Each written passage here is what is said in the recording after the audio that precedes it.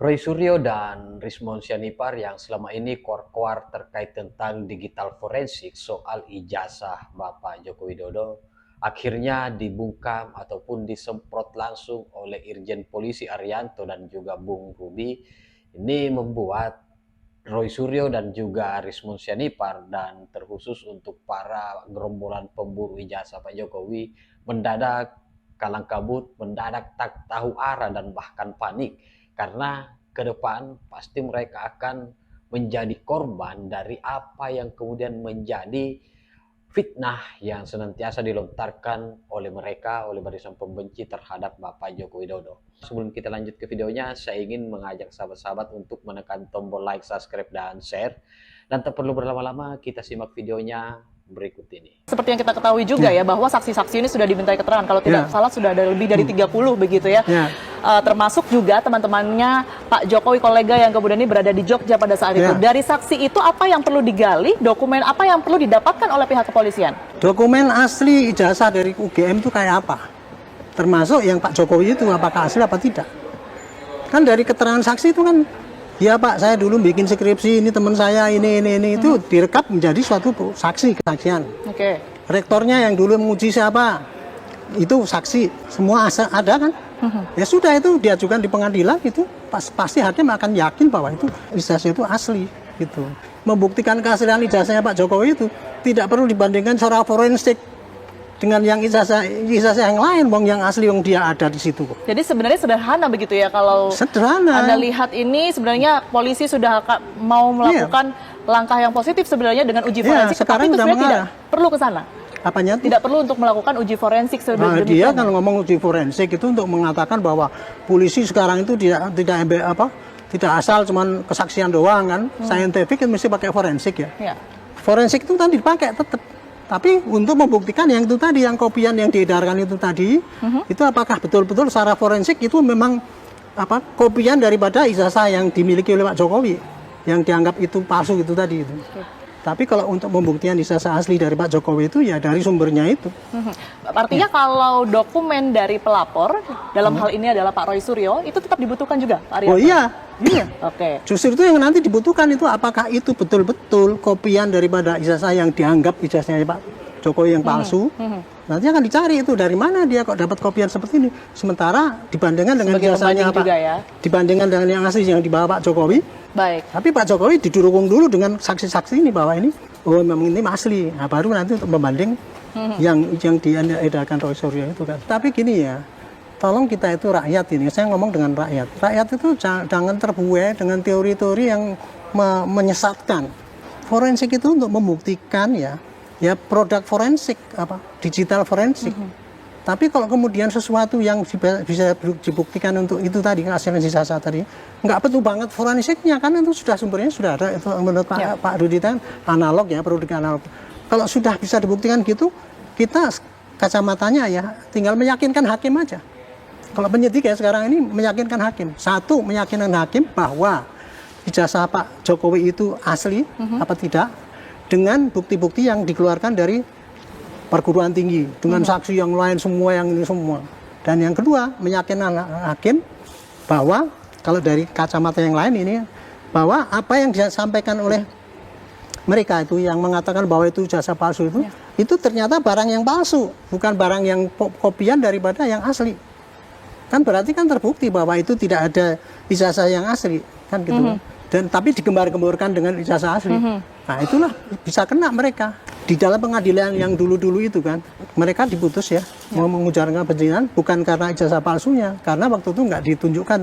Tapi yang diinginkan adalah gembar-gembor mengujarkan kebencian itu yang diputus di Semarang itu kan gitu, oleh hakim itu. Itu menunjukkan bahwa hakim pasti nanti akan melihat teori pembuktian yang berlaku itu yang mana gitu. Dan saya yakin hakim juga pakai teori pembuktian yang selama ini saya pelajari ya. Saya penyidik, kalau untuk penyidik kasus ini, maka caranya adalah ini gitu. Nggak model ini membuktikan ijazah asli kok kemudian percaya sama orang, kemudian ijazah aslinya nggak ada, dia bilang harus tunjukkan pada kami, mari tunjukkan. Itu model mana kayak gitu? Yang namanya pemalsuan itu ya, tuduhan pemalsuan itu harus ada yang aslinya untuk dibandingkan mana yang asli, mana yang enggak, yang palsu. Tapi kan ini enggak, mereka nggak pernah melihat ijazah asli. nggak pernah melihat ijazah asli, itu berandai-andai kalau ijazah asli itu harusnya begini, kemudian dia bandingkan dengan kopian yang dia punya, oh ternyata kok nggak sama, ini Times Roman, ini apa itu model lain gitu, padahal yang di copy itu sudah dirubah. Nah ini dipakai untuk dipaksa-paksa, udah itu saya 100% saya ahli forensik apa itu, tapi ahli forensik kalau caranya nggak benar ya jangan mengajari rakyat untuk kesesat itu. Tapi Pak Roy Suryo ini begitu yakin bahwa apa yang kemudian Ya, dibawa makanya oleh itu. Pak Jokowi, Pak Arianto, ini belum tentu ijazah asli begitu. Ini menurut Pak Ya Roy dia Suryo. punya keyakinan, masing-masing orang punya keyakinan. Celah itu seberapa lebar Pak untuk kemudian ini membawa dua dokumen yang berbeda begitu ya, kita juga tentu tidak bisa memastikan karena ini masih dalam proses pemeriksaan dan juga penyidikan begitu ya, bahwa apa yang sudah dibawa Pak Jokowi itu asli begitu ya, karena ini masih polemik. Nah ini celah untuk kemudian membawa dua dokumen yang berbeda diuji, ini seperti apa nantinya? Membuktikan ijazah palsu itu, Bu, tidak harus pakai pembanding ijazah yang asli dengan yang palsu. Ijazah itu asli apa tidak, tanya kepada produsennya. Oke. Tetapi kalau untuk menunjukkan bahwa dugaan ada ijazah palsu dari kopian itu tadi, inilah yang harus pakai forensik, dibandingkan ini aslinya, ini yang diduga palsu itu tadi, apakah ini tadi memang berasal dari ijazah palsu ijazah asli yang dia terima kemudian dipakai untuk menggugat bahwa ini palsu kepada Jokowi kan gitu. Ternyata kan enggak, wong ijazah itu baru keluar sekarang ini. Jadi kalau ini tidak diluruskan ini, wah nanti semua orang dengan mudah, Bu. Kita duduk-duduk manis gini diantem gitu, itu presiden aja digitukan, apalagi orang biasa gitu. Ya. Ini yang pembelajaran pada masyarakat yang harus ditekankan kayak gitu. Mas Ruby, Anda sepakat bahwa sebenarnya permasalahan pembuktian ini sebenarnya simpel, tidak perlu uji forensik begitu, hanya mungkin dilihat dari ijazah asli Pak Jokowi, kemudian di-compare atau dibandingkan begitu dengan teman-temannya atau dari pelapor? Ya, saya sepakat bahwa pada intinya benar, mestinya produsennya siapa ini? Produsennya tinggal membuktikan secara administratif ini benar apa tidak, kan simpel itu. Ya. Tetapi kan ini ada sudut pandang lain, ada pihak-pihak yang menggunakan sudut pandang lain, yaitu mencobalah menggunakan kata-kata ataupun menggunakan ilmiah digital forensik gitu kan.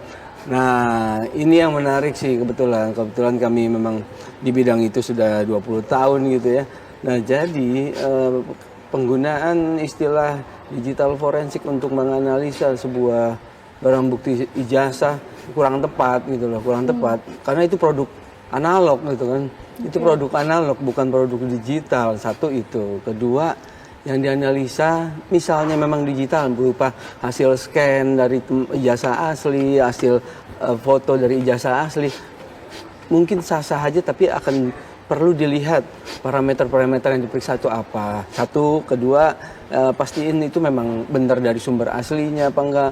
Kalau cuman dari misalnya yang beredar kan misalnya cuman dapat dari media sosial ataupun platform-platform online lain, di mana kebanyakan platform-platform online maupun media-media chatting yang kita gunakan itu foto asli, gambar asli, begitu kita upload itu akan sudah dirubah otomatis oleh platformnya untuk dikonversi, diperkecil filenya agar tidak terlalu besar. Nah, tapi tetap orang bisa melihat.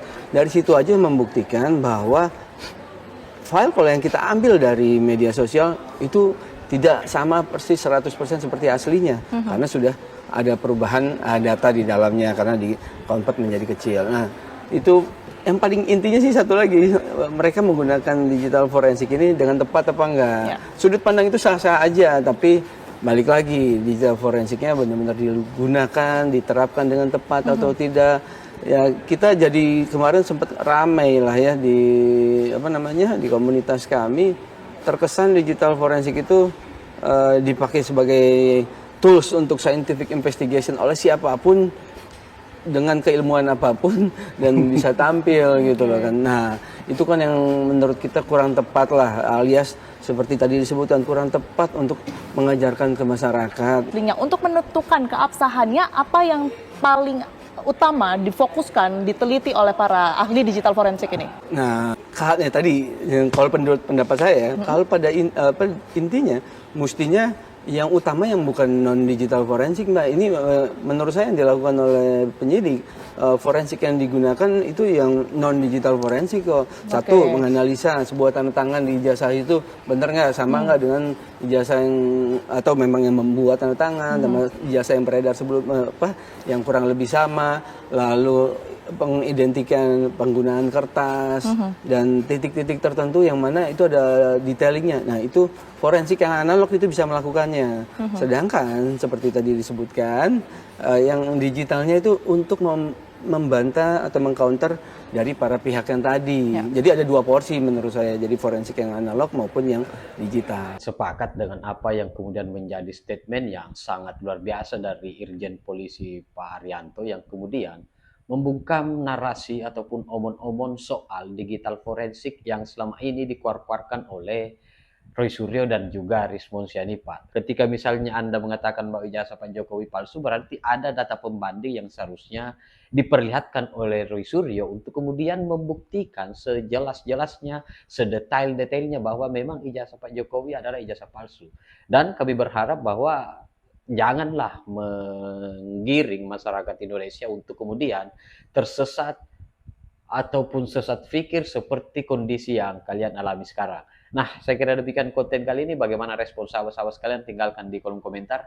Terima kasih. Wallahul muwaffiq ila aqwamit thoriq. Wassalamualaikum warahmatullahi wabarakatuh.